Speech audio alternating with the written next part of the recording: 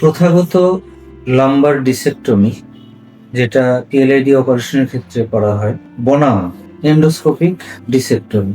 Open discectomy যেটা আমরা করি বেশিরভাগ ক্ষেত্রেই, সেটাতে একটা লম্বা কাটা হয়, হসপিটালিস্টে একটু বেশি দিন থাকতে হয়, ওষুধপত্র বেশি লাগে, রিকভারির টাইম বেশি এবং ব্যথার ওষুধের প্রয়োজন বেশি দেখা দেয়। আমরা এই অপারেশনটাই যদি এন্ডোস্কোপিক সিস্টেমের মাধ্যমে করি, তাহলে ছোট্ট একটি ছিদ্রের মাধ্যমে এই অপারেশনটি সম্ভব হয়।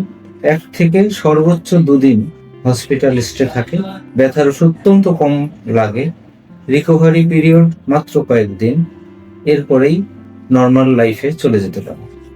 তো যদি এন্ডোস্কোপিক সিস্টেমের জন্য উপযোগী পিএলআইডি হয়ে থাকে, সেই ক্ষেত্রে আমার উপদেশ থাকবে এন্ডোস্কোপিক লাম্বার ডিসেক্টমি।